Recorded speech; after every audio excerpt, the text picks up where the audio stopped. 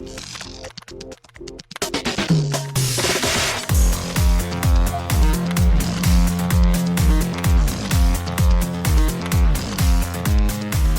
and welcome to Too Fast, Too Forever. There's all kinds of family. We chose this one. This is episode 43, Hobbs and Shaw, Unlapped. I'm Joey Lewandowski. I'm Joe, too. And this episode is brought to you by the Girl Scouts of America. Cookies power amazing adventures for girls. Surely, they're awesomely delicious, but beyond the sweetness, Girl Scout cookies are an opportunity for girls to do extraordinary things.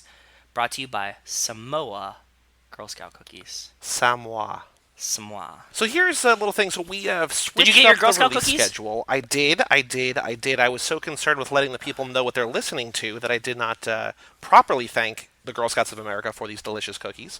Thank you for the delicious cookies, the Samoas. They renamed them. They're called Caramel Delights now, too, so they're both names. That's what I was talking to Well, Rachel they about were originally beforehand. Caramel Delight. Well, they were here. It's a regional name. Ah, is it? I didn't know Yes. this fact. So just in, New England, the Northeast? In Pittsburgh, they were always Samoas. Yeah, they were Caramel Delights here, and then they changed them. I think they're now Samoas everywhere. Oh, that's very cool. Cool. There are a handful See, of different taught ones me that are something. different names. We see there's some split namings here. Thin Mints, I think, are trefoils, maybe? No. Trefoils and Thin Mints are distinctly different cookies. What's trefoils? They're the shortbread ones that are just the shape of the logo. Oh, then they're called shortbreads here. Yeah, exactly. Okay. Do you have a favorite Girl Scout cookie? When I was a kid, Samoas are my favorite. Sure. Right?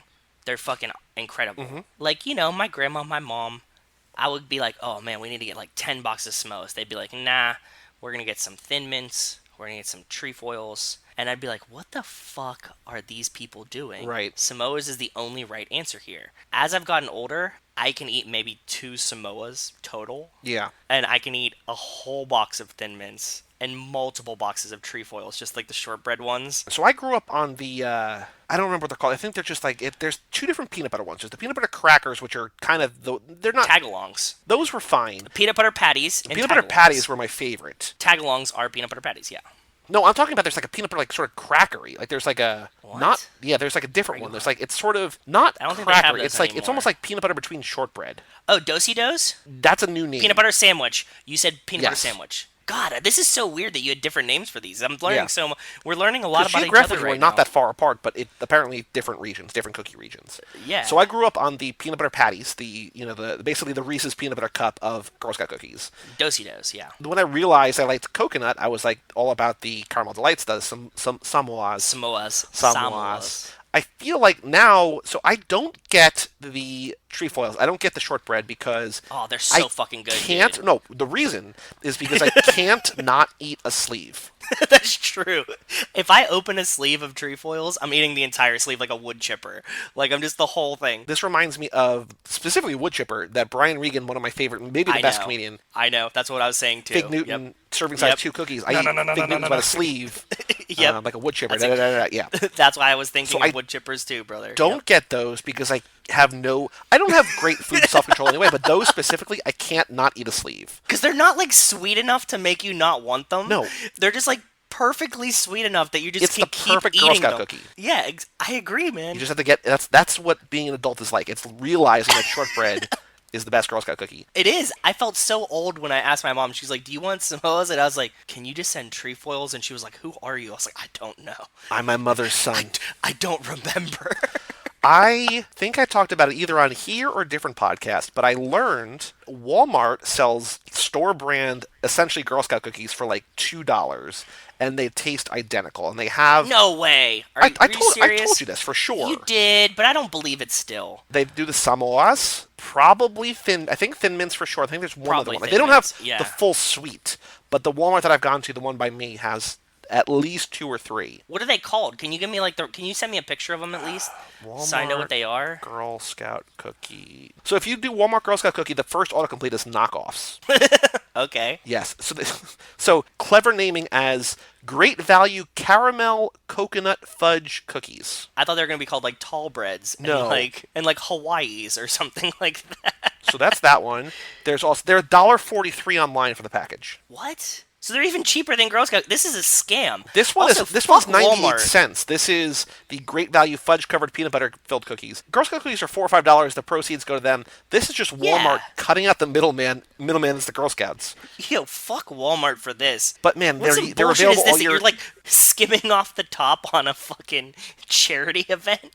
You assholes. Yeah, these are tag-alongs. Fudge-covered peanut butter ones. They're just tag-alongs, man. They're God, what available all year assholes. long at your local Assholes. Walmart. Okay, so Hobbs and Shaw. So here, I know that you took a page of handwritten notes. A full page. What I did is just twice during the movie, and then once as soon as the credits opened, I just took out my phone. I walked out to the side, to the back side of the theater, and I just jotted down a handful of things. That's very classy of you. What I want to appreciate do it. is I want to talk about 5 or 6 things I want to talk about, like sort of in depth. And then I sort of want to, go through your list and go through the rest of my list and sort of do then not the smaller things, but the things that are like more observations. But I think there's a handful of Cool. things Okay. that I want to sort of establish a baseline of what we think, what it could be, and sort of go from there. Then you lead in this tango, brother. First off, let's talk about Brixton. Let's talk about Idris Elba. Let's talk about the People's Elba. So we've coined this. I've said it online. We haven't said it here yet. I know you guys are awesome at adopting all the dumb shit that we say. Please, from here on out, I would like him to be known as the People's Elba. Yep. If you write in, just refer to the People's Elba. We'll know who you're talking about. Most likely, he is probably not coming back because he gets decommissioned. He falls into the water. We don't really see him dead, but he's probably He's dead. pretty dead. Yeah. He's like 95% dead. What do you think of Idris in this movie? I like him. I'm glad that he got to use his English voice. I was surprised when he sort of. I mean, like I shouldn't have been, but like I know he's British. But the thing I most know him from, well, I guess also the Thor movies, but like Stringer. Like he's just such a good actor. Like when he spoke in his British accent, like his normal voice, I was just like, oh right, okay. Did you like the character of Brixton? I feel like Brixton is more of an idea than a character. I agree. I think that Brixton, in that regard, though, I think Brixton is more of a character than Cypher. I think Cypher is also an idea. Because I think just based on screen time and based on interactions and based on actually doing things instead of click-clacking the keyboards, I think Brixton is a better character. But I think he's just a representation of like one way Bad guy. that, well, not even bad guy, but like one way that this franchise could go, one way that this world could go in terms of like genetically modified humans. And I Yeah. think that he is the face of that movement. And whether or not we stick with that or whether or not the mysterious voice, which we'll get to, goes in a different direction, I think that he's more of an idea than a character, but I think he's cool, and I think Idris is just awesome as an actor, so I think he was Well, great yeah. in the movie. We love him. I think that he carries it really, really well. I think that what you're saying, that he might be like a bionic man, the Yep. Black Superman, all of these genetically modified humans, these type of not genetically, but like bioengineerically modified humans, is a really cool concept to play with. I agree with you. I don't know if they'll carry it out, but dude, Idris is just cool, and he's badass. He's riding a motorcycle that's like Kit. Like, the whole character is very almost James Bond, almost Knight Rider, almost Bionic Man. You know what I mean? Like, he's just badass, dude. So, like, my love of him supersedes any judgment I could have on the Right, character. Unless it sucked really bad, I don't think that I could hate on it. I don't want to say the worst part of the movie. I think maybe the weakest part of the movie, or the part that I mentally check out already, and I'm going to probably every time I see this. And this is something, when you hear the Furious 7 episode, something you kind of joked about, that you finally knew what was going on in that movie. And I was talking to Yes. Melissa about this last night, and I was just saying, you and I both tune out when there's like exposition and plot and describing what's going on. Like, we get a sense of what's going on. But in Yes. this movie, the scene where Hobbs and Shaw are chained up, and there's like an 8-minute scene where Brixton's explaining his Jagger. plan. Yeah. The Mick Jagger, But like yeah. before Vanessa Kirby shows up, the like explaining of what's going on, I'm like, oh, this is so long. It feels so long. Yeah, he could have summed it up a little quicker. I agree with you. And that's not Idris's fault. That's not Brixton, the character's fault. That's I writing. think that's just like a. It's the same thing in like in every Fast and Furious movie, at least in the back half since 5, right? It's like we need to sort of unveil the plan. When he's like, most people can't handle more than 4 shocks, and then Hobbs is like, I think we got 5 in us. I was like, oh, we're going to be here for a while. You know what I mean? Because it's like, Yep, we're going exactly. to pace this out. And so I think that's the part, and that's sort of like his big monologue-y moment, right? And that's where he's, It is. this is who It I is am, his this is thing. why I'm Yep. doing what I'm doing. I don't need to know all this. Like, I just kind of, I understand that actually is literally what the movie's about, but I just True. kind of don't need that. I agree. Yeah, I'm with you. And I also do feel like we were talking about on the, I think we are talking about on the initial episode. I would not be surprised if there's another like 10 or 15 minutes of this movie. I feel like we're gonna get more of that kind of stuff We're where it's gonna like get way more. Yep. explanation of things. There was also one. I don't remember what the line was, but there's some line where I think it was like Hobbs and Shaw. Oh no, they were talking to. I think it was the scene where Hobbs and Shaw and Hattie are talking to that like Russian scientist or whatever. Yes, and you know who he is? I don't. Maybe. You probably don't know. Zach pointed out to me. Zach made some really astute observations when I saw the movie Okay. with him last night. That is the brother from Ray Donovan. Oh, I've never seen a minute of Ray Donovan. It's cool. It's kind of a show that I think that you might. I wouldn't tell you to like watch it, but I think that you'd probably like it.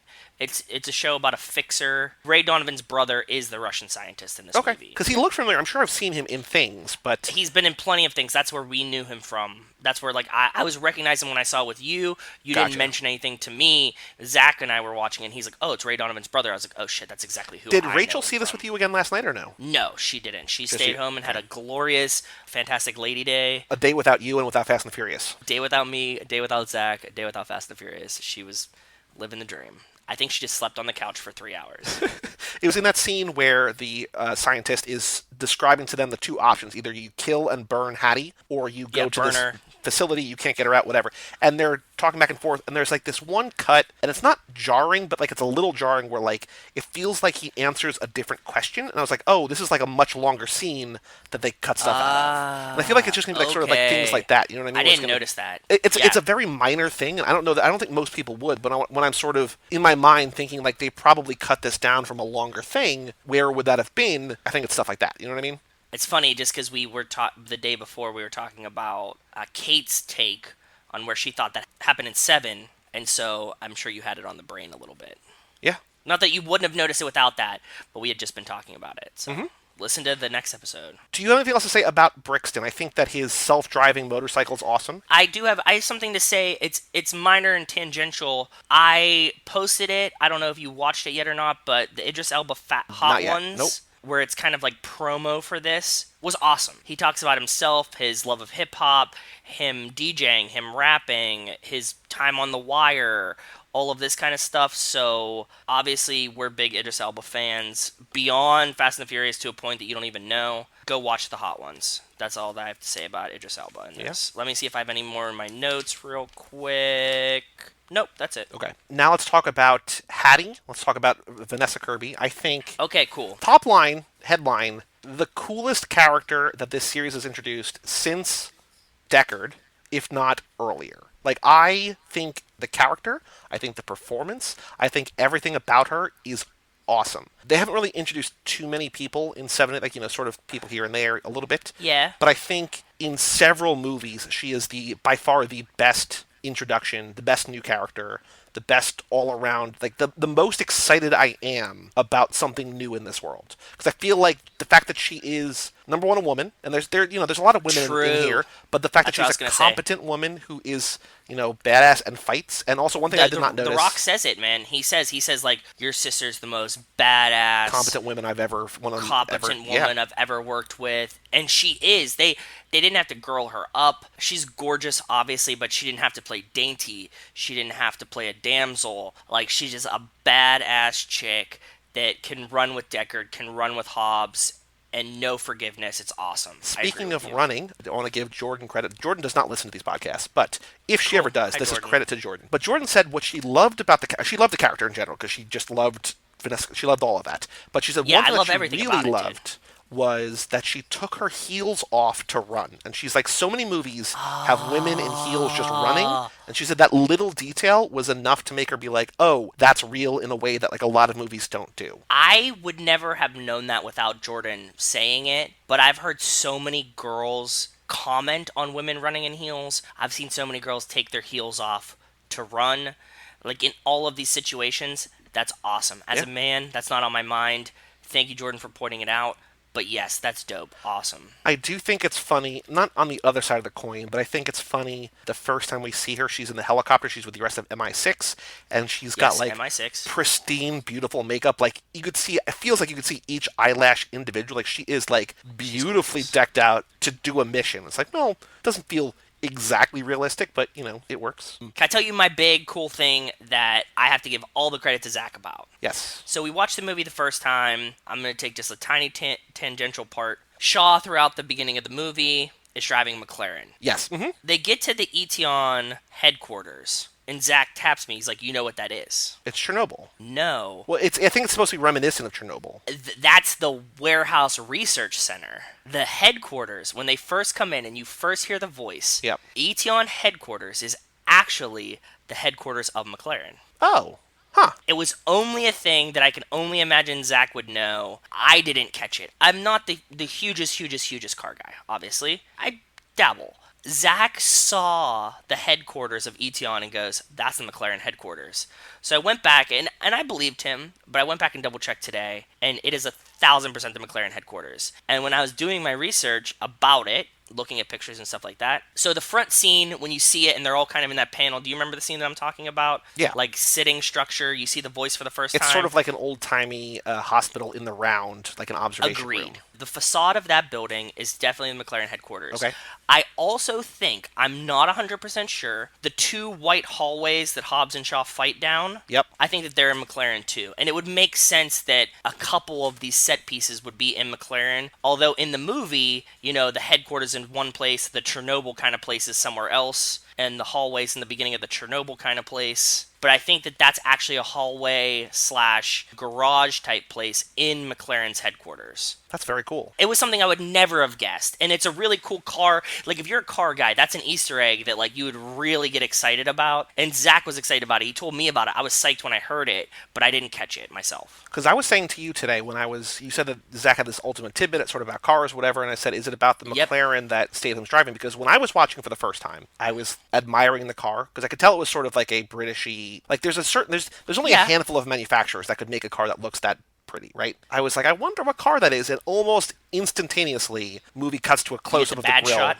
McLaren. It feels like in those scenes, not that it's important, that it was clearly Hobbs and Shaw in the front, and then Hattie was sitting in the back, but she's like leaning all the way forward to like make it look like she's sitting between them. But like, there's no way she would fit in That the the front. Rock, Statham, and her all fit in 2 seats. No Yeah. way. The Rock barely fits in that car by himself. I wonder how they did that. Yeah, I don't know, and he's a big man. He's a big man. He's a juicy boy, to use our parlance. For What sure. I do want to talk about with regards to Hattie, and I think this is sort of not a shortcoming of the movie, but sort of an unfortunate timing of events. And this is something that one of the people I follow on Letterboxd wrote about in his review. The fact that Mission Impossible Fallout exists does this movie no favors. I've never seen Mission Impossible Fallout. Fallout is amazing. I know you don't generally like action Yeah, movies, people but say Fallout, that. I'm Fallout not is a like big action movie guy. transcendent. Like, it's incredible. I believe you. Taylor says the same. Like one of the kids that I work with, he is 1,000% with you. He says that much like Fast and the Furious, they've taken a turn, and I trust his taste because his taste very similar to mine. Yeah, I hadn't seen it because it's just not on my radar, dude. I'm fast and furious. So here's the thing. So I talked about when we first caught news that Vanessa Kirby joined the movie. Vanessa Kirby is in Fallout. Mission Impossible, obviously tied to MI6. That is who Vanessa Kirby works for here.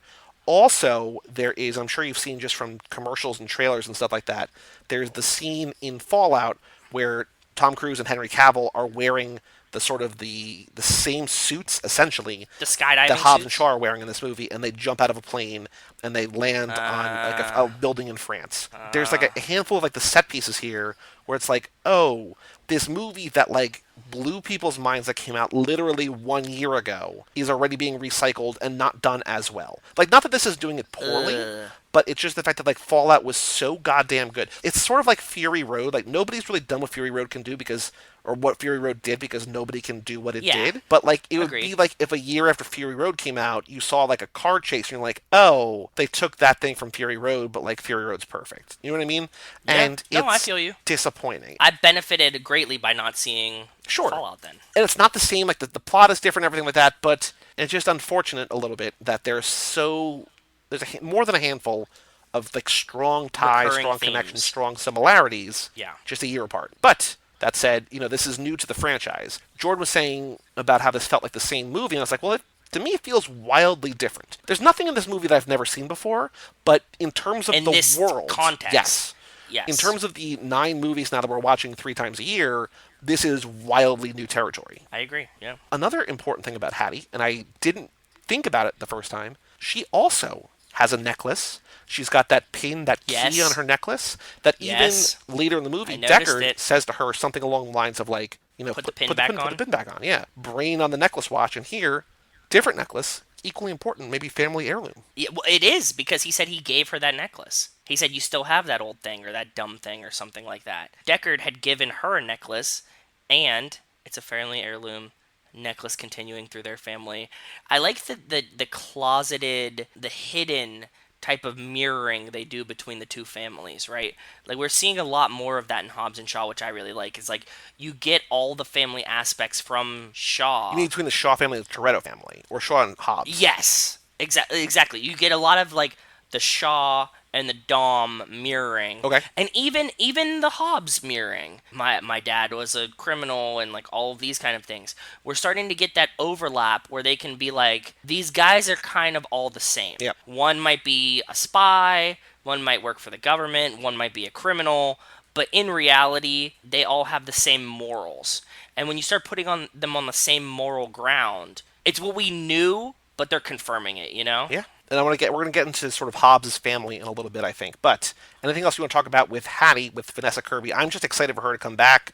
I want her in every movie Dude, from here on out. I think her character's awesome. I think the portrayal's awesome. I want more of her in this franchise. because we know there is possibly a girl spinoff, please God put her with Letty and Mia and Ramsey. They need a foursome of those four. That's who I want to see. And when she fucking crushed this role so hard, I can't wait to see those four together. And like I was already putting her in the girl spinoff in my head. She's gonna be perfect for this. She's such a badass. It's gonna be awesome. Yeah. In a franchise that we obviously love, but has sort of maybe been feeling a bit stale, I think she's a breath of fresh air in very exciting ways, and I just want more of Same, dude. her, or just like more ideas and more characters like her. She's my pick for the only character I want ported back to 9. Ooh, yeah. There's a good chance that she's not going to be in 9. I don't think so, but yes. She's my pick that, like, if I wanted them to add someone back in 9 or into 10, Vanessa Kirby's the only one that you need to add back. I think Hobbs and Shaw are fine on their own. But I think that she could play in the girl one, in the 9 and 10, and in Hobbs and Shaw 2, and she could be like a really solid addition to this team because that's how much I loved her. For better or worse, I think everybody in this movie, aside from the 3 of them, is basically going to fade away. I think that Helen Mirren's going to come back. I think Yeah. we're going to talk about in a little bit are going to come back, but I feel like those 3 are obviously the 3 that are going to be like the face of Hobbs Yep. and Shaw 2 or whatever. I agree. Someone I think you want too. We talked about Madam M, played by Isa Gonzalez of the Baby Yes. Driver franchise, Baby Driver movie. Is that where she's from? I didn't realize where she's from. She's also on the From Dusk Till Dawn TV show that is either still on or got canceled. I watched a couple episodes of, and I was like, no, I don't need to watch this. But I know her mostly from Baby Driver. My problem with her in this movie is that she's only in like 2 scenes. She's not in it, dude. You know what it kind of felt like to me, and I was thinking about this before we were recording. I was kind of collecting my thoughts about this movie. You know, my theory that they kind of like wait for fan feedback, and I was thinking they were kind of like dipping their toe in the water, like seeing what people thought about her in the movie, kind of like a screen test. And I really liked her. I don't know thought she who was, wouldn't like her though. She's mysterious. but they just didn't give her enough. She's mysterious. She's beautiful. She's Yes. got a tie to Shaw. She's badass too. When they announced that like she joined the franchise, I was like, "Where's she That going to she show up?" And she joined. shows up, and then she's just like, "Here's your stuff. 5 minutes, Here's dude. my, here I'm gonna turn her in for your part of your like plan." one set piece. And I'm gone. That's it. She's only in like one complete set piece. Like she's in the like we needed this stuff. She collects it for Shaw. She kisses him. She turns Vanessa Kirby in to move the story along, and then she's gone. So she is Madam M. Margarita. He sort of slurred it in the way that he sort of slurs, and also in his British Yes. accent. I couldn't tell, but I caught it last night. Yeah, Madame when I was watching Margarita. it for the second time, that's what he just calls her Yeah. Margarita. Yeah. she's cool. I want more of her, please, and thank you. Also gorgeous too. So Yes. yes. I want to talk about the trio of basically cameos. We have the biggest one is obviously Ryan Reynolds. Then we also have Kevin Hart as the air marshal, and then we have Okay. Rob Delaney as Shaw's handler. So why don't we talk about Yes. let's talk about Ryan Reynolds first, who tells us that Hobbs' middle name is Rebecca. This is what I had in my notes too. Do you think his name is really like his middle name is? He doesn't refute it. No, and he calls him Becky too. Like I think that's just Lucas Rebecca Hobbs. Is it? Like I talked about this with my friends. They had a lot of mixed reviews about Ryan Reynolds in it. Obviously, like we're saying, is that they let him play Deadpool. He's playing Ryan Reynolds playing Deadpool. You can take that two different ways. For me, I really liked it. I liked him as the humor backbone. Yeah. I like Deadpool. I like Ryan Reynolds. It wasn't as jarring slash irritating that some other people I talked to about it said it was for them. But I think that's like a little, flavor of the like what you enjoy. And I liked him like, screwing around, calling him Rebecca, being grotesque in front of Hobbs's daughter, these kind of things. I liked him in this. I really did not like Deadpool 2 at all. I liked the first one a lot. I didn't like the second one a lot. Yes, I I know think that. that this is less Deadpool and more just Ryan Reynolds, like, as I think that he is Deadpool. kind of. Just like almost in real life, he's Deadpool. But I think, like, this is a less profane character. This is a less Yes, true. aggressive character.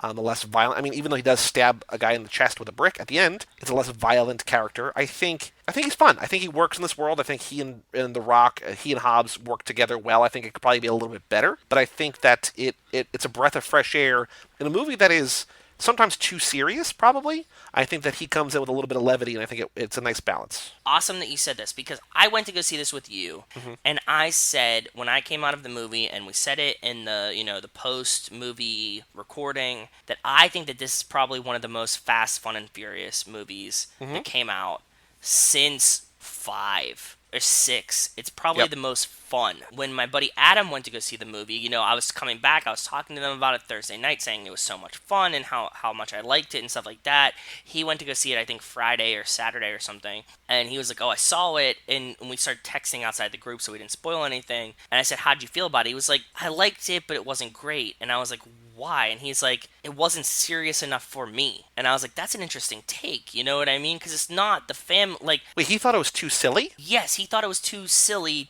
not as grounded or serious as Fast and Furious. But I was like, but look, dude, they never pitched it as a serious movie. This isn't in the this isn't Fast and Furious 9. If this was Fast and Furious 9 and Dom is all of a sudden like dicking around with Deadpool and Kevin Hart, I'd be like, maybe that doesn't really fit, you know what I mean? Like the trajectory that they're going there. For them to have a spin-off that's going to be Hobbs and Shaw, that's fine with me. Like, they didn't pitch it as a serious Fast and the Furious movie. It's a spin-off. So I was expecting it to be a little bit sillier, a little bit more fun, a little bit more loose. It didn't bother me. Because I've seen actually the opposite. That I saw a thing on the AV Club that said Hobbs and Shaw is What? not nearly as fun as it should be. Well, fun is my personal perspective, yeah.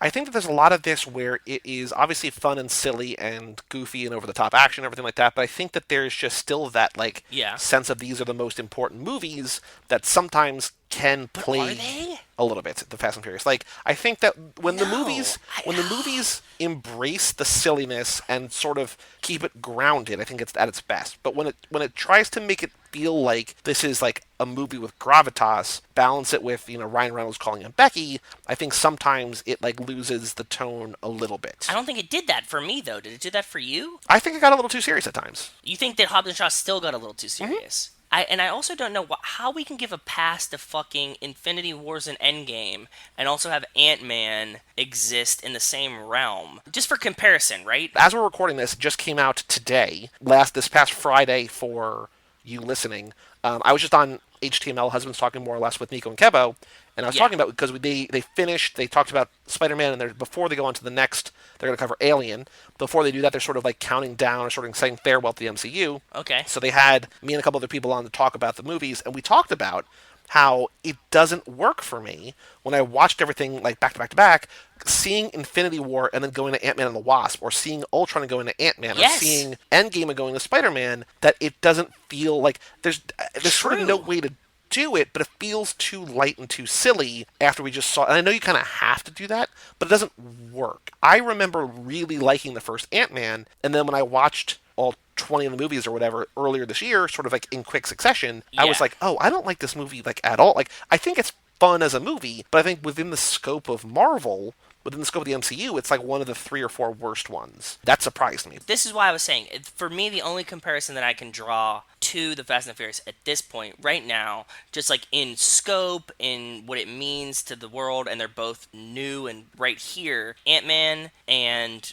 Infinity Wars to like Fast 7 and 8 and Hobbs and Shaw. People loved Ant-Man from everybody that I talked to, and they gave it a pass that it's like a fun reprieve, breath of fresh air, but it kind of exists in the world. And like for you to tell me that Hobbs and Shaw isn't as serious or not serious enough for you, this is why I'm like, well, you can't have both. It has to be one or the other. Like you have to like both or you have to not like both. I do like both. I just think that for what this movie, like, I just think that this movie, I'm sort of being critical of. Like, I really enjoy this movie. This is a movie that we talked about that I am very excited to see 3 times a year forever. Yeah. But I think this movie should be half an hour shorter. I think it should be even lighter and more fun than it is. I don't think it's too heavy though. To me it is light and fun. The things they just had to pack in like, those long action set pieces that are part of the franchise now that they built up to, that was as much as we could get. I think like the Mick Jagger part and like all the banter. I think we need more of that. Like I think that works really well. I think that when we sort of drift away from that, no pun intended on drift, I think it sort of loses its focus a little bit. Like I think this is meant to be sort of a palate cleanser, and I think that it gets bogged down too much sometimes in like a we're saving the world because this is something that They like still have to save the world, dude. That's like just how it goes. I don't know. What would be the main plot of the movie if Hobbs and Shaw weren't saving the world at this point? What could they have been doing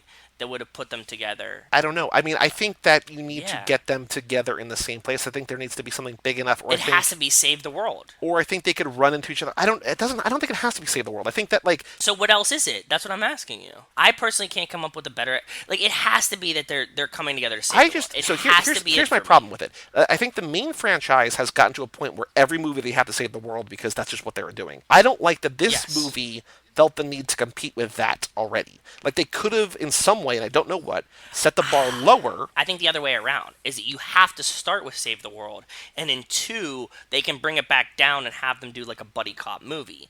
But you have to start with Save the World if we're coming off saving the world for the past 5 movies. They have if they're already saving the world and you go to them to like fight against tolls on the road, then it's not going to make sense. You're going to be like, this is really stupid. Well, why They can't have it to just be start that they're with- going after Brixton? And that there's not a virus that's literally going to end mankind. That just Brixton is like So why are they going after Brixton? he's some kind of advanced. Like, why do they get called into any job that they do? Because it's a man with a special set of skills. I think they needed to start with Save the World, and I hope that they rein it back with the second one. I think you need to start there because it's the easiest transition from 8 to Hobbs and Shaw. I don't need to see more movies where these same people save the world. I mean, there's even a joke about like I save the world for the 4th time. Like it just feels like is this what it's going to be every movie from now on? Possibly, but I don't think so. I think that they opened the door with them like saving the world from the virus, that now they can just go fight the voice, right? And then that's the movie that you wanted. You're like, go fight Brixton. But I think you needed to start at evil virus saving the world, evil corporation, and now you can just go fight the voice, fight the corporation, which is not like saving the world in evil virus is going to melt everyone type of scale. I mean, and maybe my frustration was just with the way that the main franchise has gone. That like the only story that this could tell is a continuation of that. Like I think that's the bigger That's problem. fair. I accept that. So Kevin Hart, we sort of briefly mentioned as the air marshal. Again, sort of comic relief. He's also there Did you in like terms him? of the plot. I did like him a lot. I love Kevin Hart, dude, and I love Kevin Hart and The Rock dynamic. Those two together, and when we were doing the preview, I mentioned Jumanji and Central Intelligence, which wasn't a great world-renowned movie. It's fun because Kevin Hart and The Rock are in it, right? Like that's what sells you on it. I think they're a great duo. I think it was super smart of the franchise to bring those two together, and I like that they did put them in the movie. They gave him a set, but they didn't make him a huge character. They can call back on him if they want, bring him in for a they little bit more did, comic relief. which is how they got Yep. to Samoa. They gave him a character that's like, here, you can call me whenever. Yep. But he doesn't have to be like part of the family. And they don't want to call him. And they don't want to call him. Yeah, so they're going to call him in. So I'm assuming in Hobbs and Shaw 2 that there's going to be a part where we're going to get like 40 minutes into the movie and they're going to be like, how the fuck are we going to do this? And he's going to show up again and you're going to be like, oh shit, Kevin Hart again. And that's what's going to happen. And I'm excited for that. And I'll still forget about it and I'll still be in the theater balls deep in Hobbs and Shaw 2 and I'll be like, I forgot that this was happening. and I'll be excited about it. When Kevin Hart showed up, though, it kind of fucked me up a little bit because the same Why? site that reported that he was going to be in the movie within the same Yes. week also reported that Keanu was going to be in the movie. And I was like, and then so the rest of the movie Yeah. I had sort of written off that Keanu was not going to be in the movie because David Leitch had come out and said he's not in the movie. Don't get excited, he's not in this. True. Since Yeah. then, we've learned that he had conversations with both the Keanu had conversations with both The Rock and David Leitch about how to work him in. Maybe in a future movie, they don't want to shoehorn him in here. They want to sort of give him a part that like is a meaty part that actually works for him. But when Kevin Hart showed up, I was like, oh no, like now I'm going to be on the lookout for Keanu. You made a logical jump. You're like, oh fuck, Keanu might be in And then this. the whole movie, I mean, we're going to get to this in a little bit. The voice that we're hearing, I was like, is that Keanu? Like, that's all I could think about. Like, it didn't take me out of the movie, but I was sort of like, ugh, I wish that I didn't know what I knew. But other than that, I love Kevin Hart in the movie. Rob Delaney, who I don't think you knew when he showed up, he's from No, I Deadpool didn't. 2, the one scene, like, Rachel's like, is he the guy from Deadpool 2? Remember, he's like the normal Kevin or whatever? Yep. He's Shaw's handler, Yes. is what you called him, and that's a perfect description. That Shaw kicked his ass one day in a bar in Slovakia or whatever, 17 Doesn't years remember ago. his name or something. Yeah. Rob Delaney is one of the first people I think to become really famous and well known from just being funny on Twitter. And then he became, I think, a comedy writer, or sort of became more prolific as a comedy writer. And then he is the star, along with Sharon Horgan, in Catastrophe, which is a four-season British show that is on Okay. Amazon here, which is incredible. He goes over to England on a business trip, has sex with a woman, one night stand. She gets pregnant, and then they're like, "Oh, I guess we're gonna raise the kid together." And it's just like this really dark, funny, sort of sad, but like wonderfully written and wonderfully well acted. And I love both of them. So to see him here and not have a huge part, but have like a sizable part, I was very excited. No, it's cool. I like the tiny cameos. I think that that's my biggest complaint about Hobbs and Shaw. It's possibly our own faults, but I think we kind of psyched ourselves up for the possibility of someone from the family showing up in this movie. I was a little let down that we didn't have even like a passing brief moment where we saw anybody from the family that we knew come through this realm. That's what made me the most upset about it. Yeah. It's not like it's wrong. I understand that, they have to kind of stand on their own. We don't really need that. Maybe that's better for a second for like the sequel to this. But like I was really hoping just give me like the only thing that we got that I noticed was that we get a call back to Mr. Nobody. Yes. That Ryan Reynolds says Yes. that this is Mr. Nobody's buddy. And I'm like, you couldn't even have had Mr. Nobody, like, call Ryan Reynolds or something. I mean, maybe Kurt Russell wasn't available. He needs a voice cameo. Yeah. You know what I mean? Be like, hey, bud, like, we're gonna need you to, like, go pick up our guy. And, like, that's all you need. Just Kurt Russell's voice for 3 seconds to just be like, yes, we need this, Realistically, I wanted Leon or someone weird to be in this movie. It doesn't really fit, but that's what I want for my own personal preference. Right. That's what I'm thinking. Somebody who's not in this movie, like Mr. Nobody, who I want to talk about, is where is Owen? Where is Owen? And the main part about this is why does Shaw say at the end, what does it's in there for a very specific reason, but we don't know yet.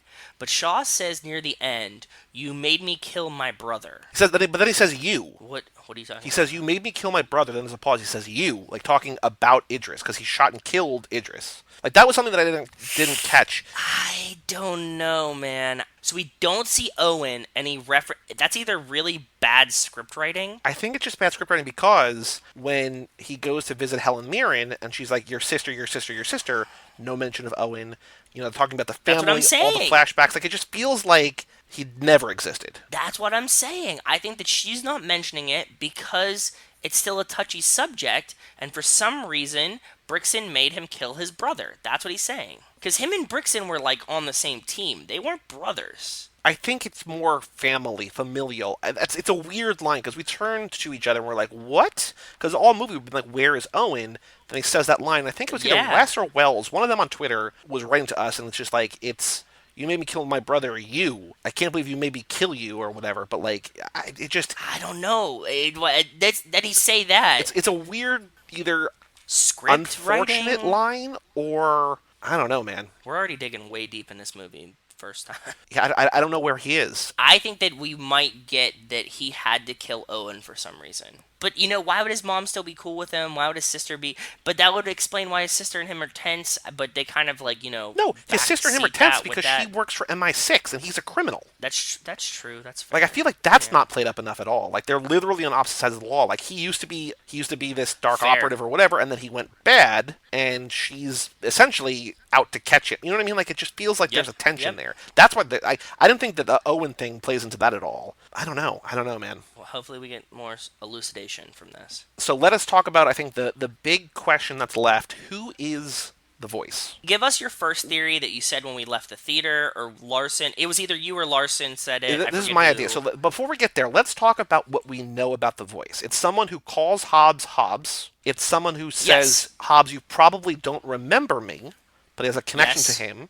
You don't remember me, but you will soon, or something like that. Yes. So my theory upon seeing it the first time was that, I brought up Ant-Man before, when Peyton Reed made the first Ant-Man, he wanted Michelle Pfeiffer as Ant-Man, as Wasp's mom, as Michael Douglas's wife. Yes. And either she wasn't available, or they couldn't get her, or she didn't want to do it, or it was just such a small part that there wasn't a need to get her. But they cast a woman who's basically her size, her height, her shape, whatever, and then had her in the Wasp suit. Didn't say any lines. So then when Ant-Man and the Wasp came around, they were able to cast Michelle Pfeiffer, sort of retrofit her back into the first one, and have it be like the actress that he always wanted. Yes. So my theory, and it's not really like a theory as much as like I think it just gives them the flexibility that if there was somebody they really wanted and couldn't get, Keanu Reeves. Keanu Reeves or whoever, right? You don't pigeonhole yourself into one actor. There's a mystery for the second one. It leaves open the possibility that it could be anyone. It could be somebody we know, somebody we don't I'm with know. you. Yeah. Just like, implied violence or whatever, like it's always going to be more interesting when you don't know something. Like, it's not like we're never going to know. We're going to know next movie. But I think the fact between now and, say, 3 years from now or whatever, 2 years, 3 years, whatever, there's that question, who is it? Yeah, I'm with you 100%. When you said this when we left the theater, we were all standing outside talking, digesting the movie. You mentioned this. I'm firmly with you.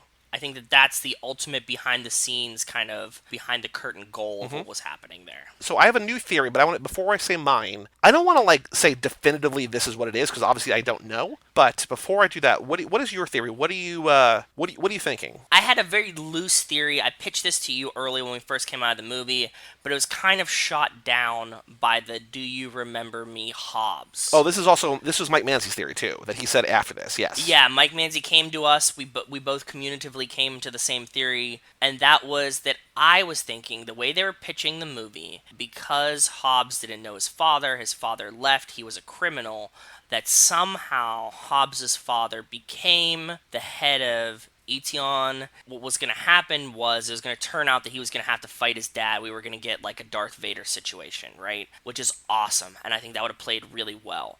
But I don't think it works because in the movie he says, "Do you remember me, Hobbs?" He doesn't say, Right. "Do you remember me, Luke?" And I think that that's the defining moment where we know that my theory crumbles and falls apart. Just to give you the benefit of the doubt, I think in that regard, that could be the kind of thing where like we've seen Fast and Furious sort of retrofit things. Like it's not like necessarily definitively not his dad. Like it could just be like just talk. Like True. it just feels like one of those things. It's like, oh yeah, we're gonna look over that because it's gonna make sense. But I agree with you upon deeper analysis or whatever you want to call it.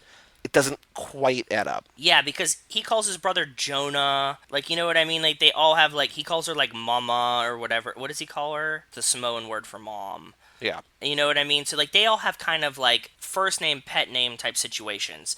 And if his dad was Hobbs, he wouldn't call his son Hobbs. You know what I mean? He would have called him Luke or, like, if they would have given him, like, "Do you remember me?" Like, anything. Any possible other word than Hobbs, I would be more confident in my theory, but I don't think that I'm right anymore. I'm trying to find where it was, and I think Wells DM'd me or tweeted at us. He gave like a list of who he thought the He voice did. could He be. tweeted at us, or he tweeted it. Yeah. Oh, maybe it was me. Maybe it wasn't. Oh, I think he kept it away Oh, from. he tweeted us. Yeah, because I Yes, think he was tweeted keeping it away both sort of us spoiler separately on our free. private pages. Yeah, Yep. hang on. Yep. Because he had like an interesting list. So here we go. Okay, you found it. Top 5 candidates for the voice at the end. Number 5, with he has got a fingers crossed emoji. Number 5, Carter Verone, which I think is just like probably not going to be him, but could be. Yeah, but that would be awesome. I agree because we talk about Carter Verone a lot. Number 4, Cypher. Which is logical, but I don't think so because if she's gonna be a 9 and Dom and Hobbs are kind of fighting, I don't think that she'll come to Hobbs and Shaw. Like we're not gonna put her in 3 of these. So Number 3, he says, is Deckard,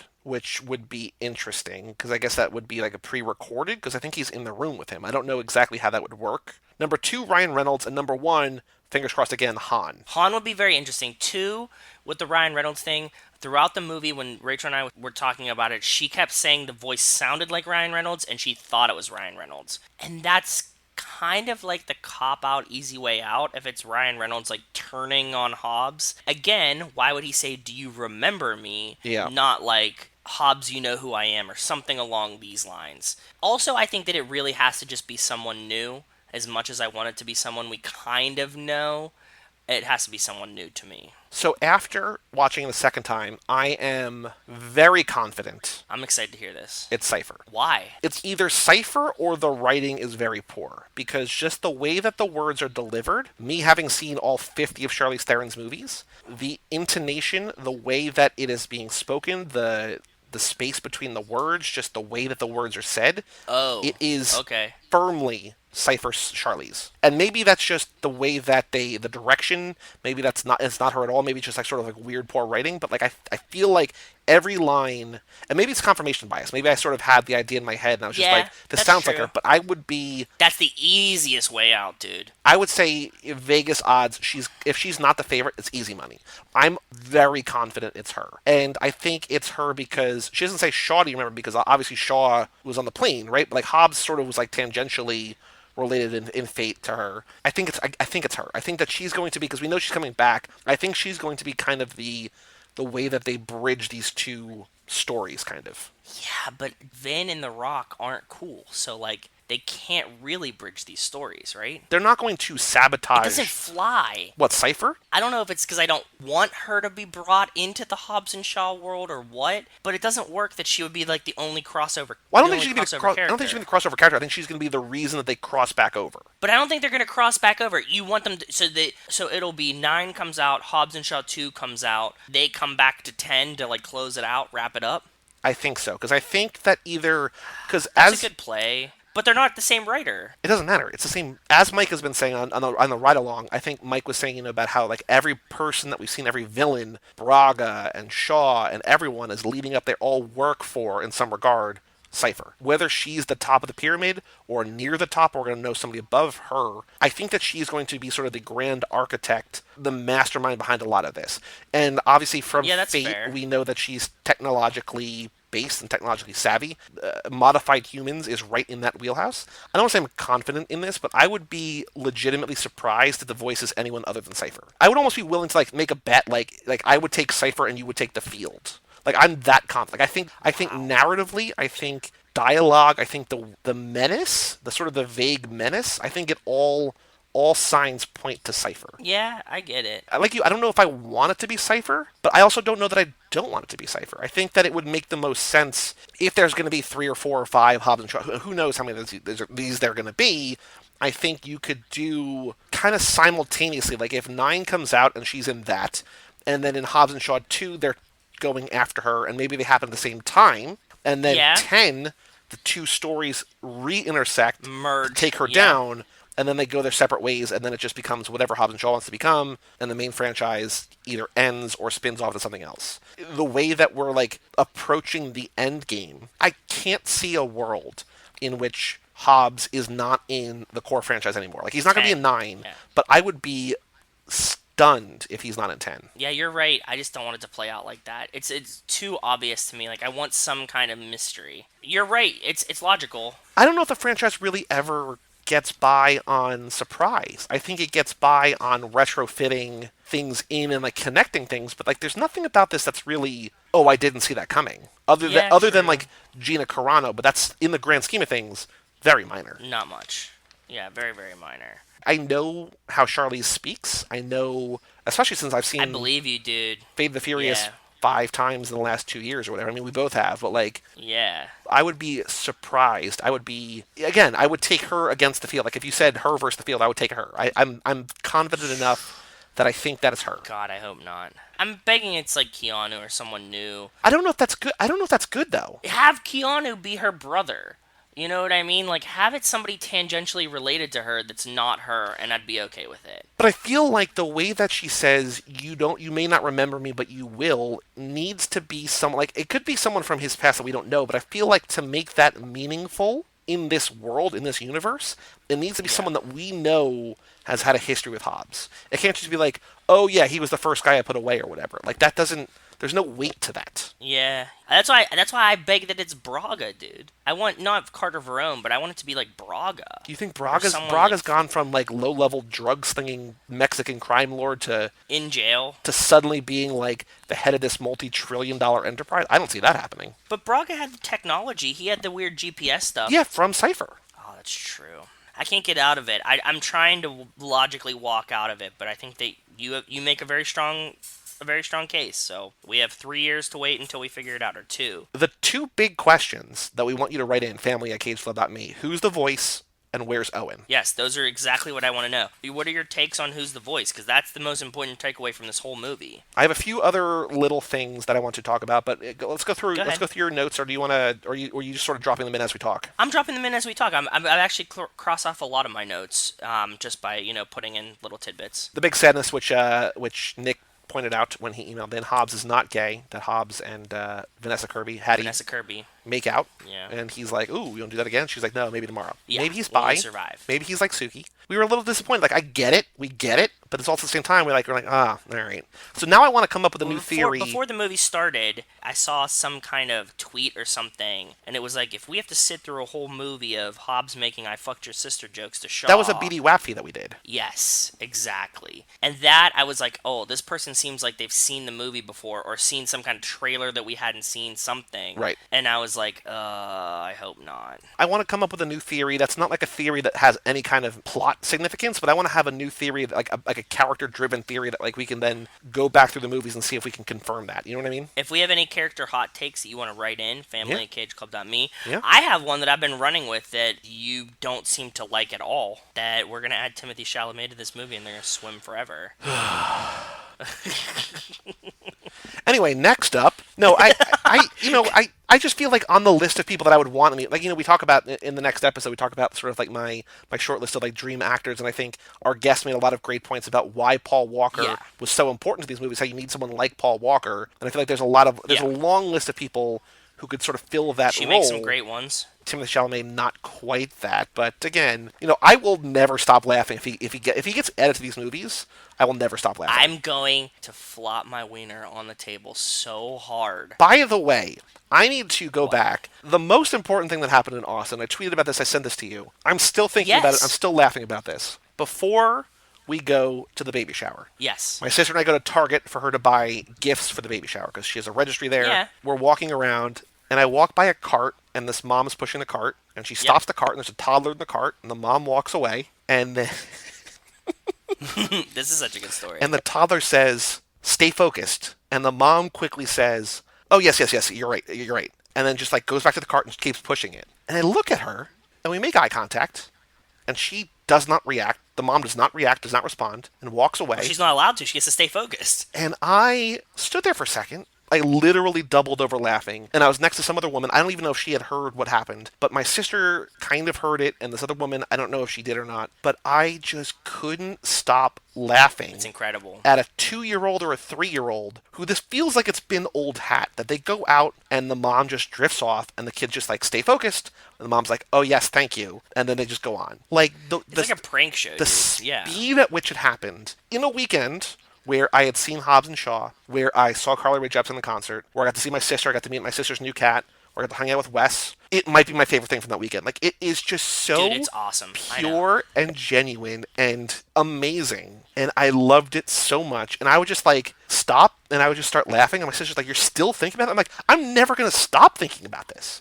Like, it is the greatest thing I've ever heard. Because it's amazing. This is a if it weren't for my horse moment. Yeah. You're like, you just saw it happen, and out of context, we can surmise what happened. But the toddler to have full command over this situation and the mom be like, "You're right," is very intriguing to me. If it weren't for that horse, I never would have spent that year in college. Yeah, it's what you think about when you're at the International House of Pancakes. If it weren't for my horse, if it weren't for my horse. Yeah, but I want to know everything, and I want to know nothing more, and I want to know everything more about that relationship. No, it can only be disappointing. We got to live in this Yep. world. Stay focused. Yes, all And right. she's like, "Yep, yep, yep." Sorry. Wonderful. And just gets back to the cart. Jesus. Yep. Nothing good can come of you figuring out what No, actually happened. no, not at all. It's like when you pass like a really beautiful woman and you just like see her in passing and you're like, she's gorgeous. She's so mysterious and incredible in your head, and you can make up that she's a spot. She is Vanessa Kirby in this movie, but it's like, nope, probably not.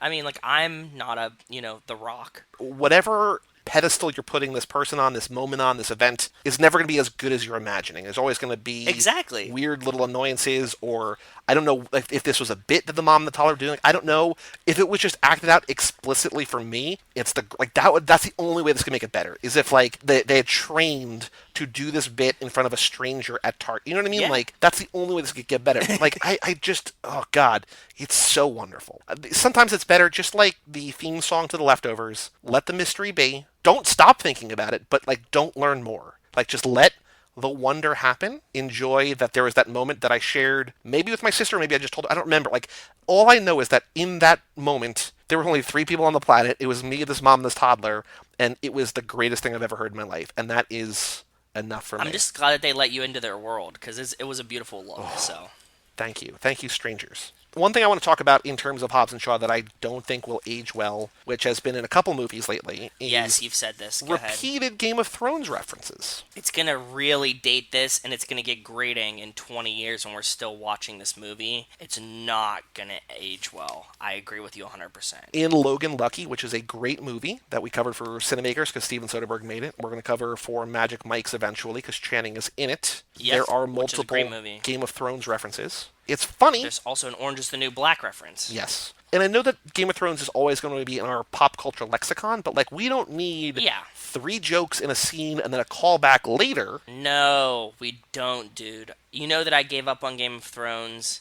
I didn't need it. I didn't need it in Hobbs and Shaw. One of them would have been okay. I would have let it slide. Ryan Reynolds drags it out, and then we get the callback at the post credits scene. I was like, God damn it, dude. Hobbs' daughter, who is a different actress, Rachel's like, I can't believe they recast her. I was like, I didn't notice. By the Rachel way. was very Yeah, I didn't upset, so notice. shout out Rachel. Yeah, she caught that one for sure. But the daughter's like, I've seen worse. And then Hobbs says, where? And she says, Game of Thrones at Janet's house. And Hobbs says, you're never going back there. Fine joke, cool joke, end it. Yes, that's cute. Then that's perfect. I agree. Ryan Reynolds that's a great one. says a Lannister always pays his debts. And I'm like, it's already pushing it. That's fine. That's fine. We did a little too much, but that's okay. Then Hobbs says, you know nothing, Jon Snow. And I was just like, okay. And then later in the movie, there's a callback. And I was like, God, why? Yeah, just stop, dude. Like 4 of them. Like, how bored were you guys? Like, you couldn't throw in more pop culture references? Like, come on, dude. And we're not that close to it anymore. Like, it's happened now. There's something to be said. I don't want to compare Hobbs and Shaw to Jaws because Jaws is like one of the maybe 5 best movies that's ever been made. But there's something about Jaws where like it's so perfect and timeless, and like it's clearly in the 70s. But you could like I was listening to a podcast recently that said you could release that today, and outside of a few shots where like the shark kind of looks fake, it would still be like a massive success because like it's just Or like perfect. like radios, like any of these kind of like dating things. But even still, it could be a piece in time or something. You know what I mean? Like it's. Yeah, it would still be perfect today. It could happen anytime.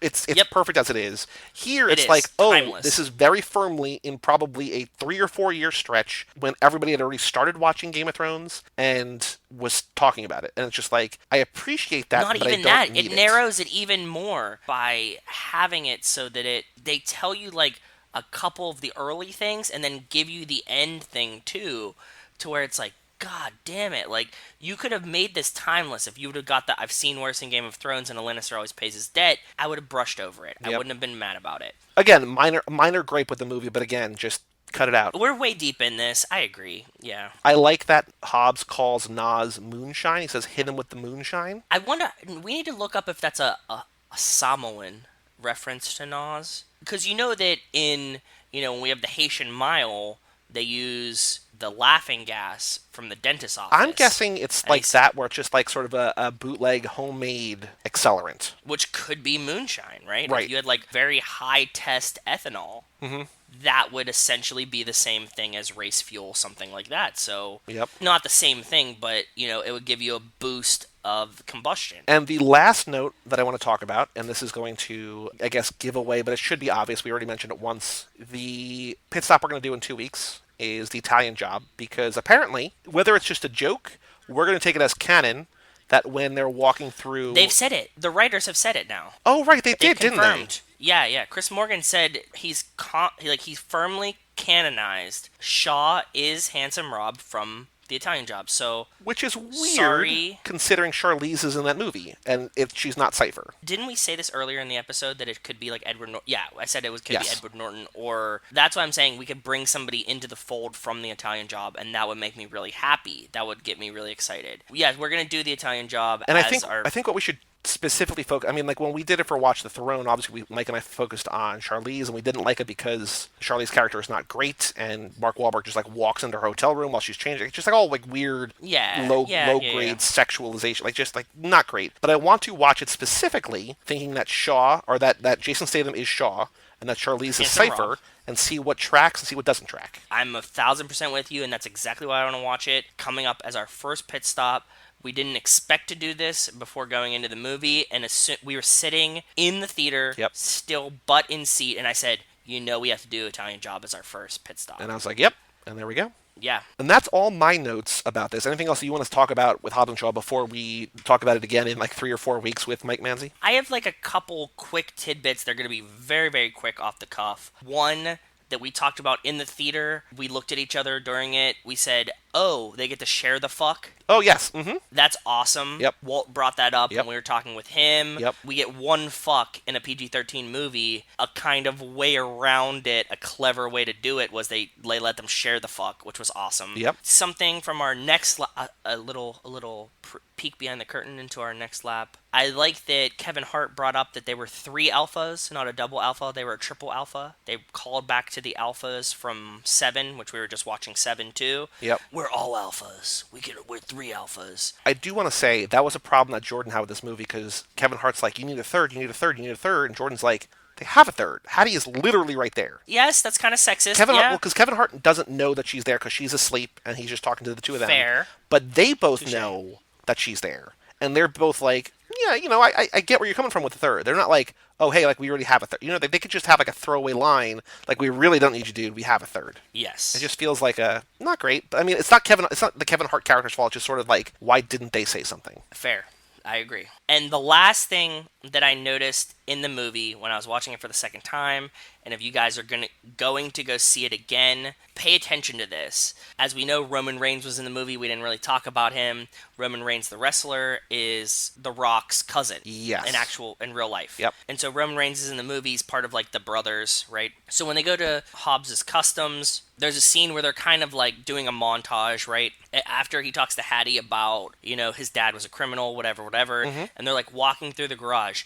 And Roman Reigns, like, there's, like, a tray with, like, 2 car parts on it. It's, like, either, like, a turbo or, like, an exhaust or something. Mm-hmm. And he picks up one, moves it from the right to the left, picks up the other one, moves it from the left to the right, and then walks away.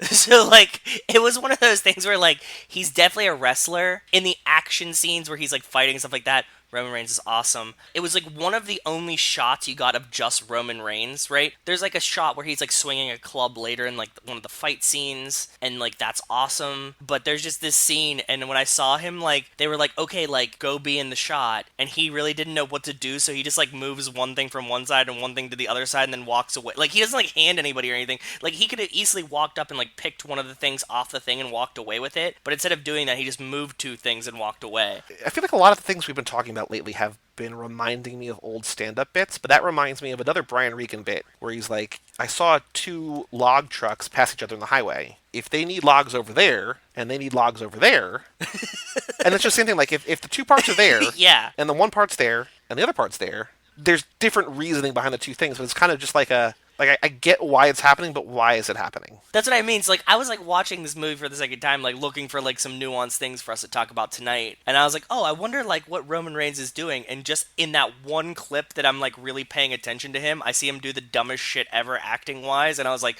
God damn it! Like how did nobody fix this? You know, like it's like not like there's really anything else going on in the scene. It's like a split second, but he just like moves to. I was like, God, this is horrible. Because I was asking someone, because I didn't know really what Roman Reigns looked like. I now know him as like the best looking, like he's just like a very handsome dude. But somebody described like he's the one who does wrestling moves, and I was like, oh right, yeah. That's right. The one that's not The Rock that's doing wrestling moves. Yep. Yes. But yeah, that was an in-depth dive. Considering that neither of us really had notes, like we don't have like the notes that we normally have. I took notes in the dark in the theater with a pen. Yeah. So I was writing, half my notes are written over each other because like I didn't know where the lines. I was using unlined paper and like I still like so that was what I went through. I was basically sitting there thinking last night, okay, I have a list of 3 or 4 things, and then like as soon as I was like, I'm starting to forget them, like I would go walk away and like I would write them all down, and I was like, okay, Yeah. I got the cameos, I got this, I got that. I'm like, oh, fuck, I forgot okay, I got the first one. Okay, then I would go over and just like write down all 4. Yep. So I'm excited to see this again once or twice more in theaters. I think we're both going to see it again probably before we talk about it with Mike. I'm going to try to see it again. I don't know. You might not? I might see it again. I'll have to convince somebody else to go with me, and I don't Just know because I don't have to pay for it because I pay the monthly fee for AMC, I think I'm just Exactly, going yeah. to wind up seeing it maybe like once a week ish. Plus, there's really no other movies that are out that I want to see. No, that's true. I want to get to a point where like I can reference lines and sort of reference things and just sort of have it in my bones the way that I do I with know, the other and stuff. we're gonna have to wait a couple months for it to come out on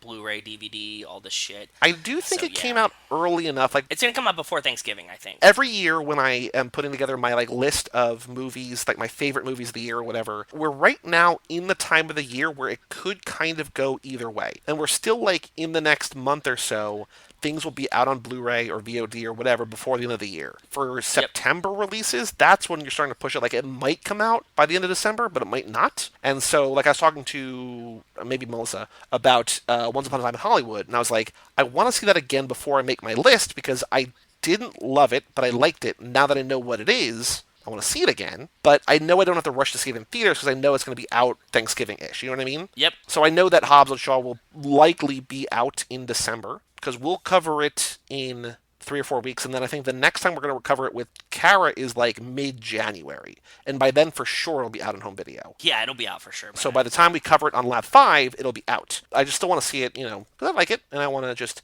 sort of get up to speed, literally up to speed, pun intended. Word, I'm with you, brother. You mean Uzo. Uso. Uso. For all things Too Fast, Too Forever, you can go to cageclub.me, facebook.com/TooFast2Forever, or at TooFast2Forever on Twitter and Instagram. Email us, family@cageclub.me. Write us your rankings, your thoughts. Next week's Furious 7, 2 weeks, Fate of the Furious. We got lots of things, exciting things coming up over the next 10 weeks, and then obviously forever. So email family@cageclub.me, let us know. Check out our Patreon at TooFast2Forever.com. Nick, like I said, thank you again for supporting us. Stickers in the mail. Thank everybody else for supporting us on there. TooFast2Forever.com, family@cageclub.me. I'm Joey Lewandowski. I'm Joe too. And we'll see you next week for Furious 7 right here on Too Fast, Too Forever.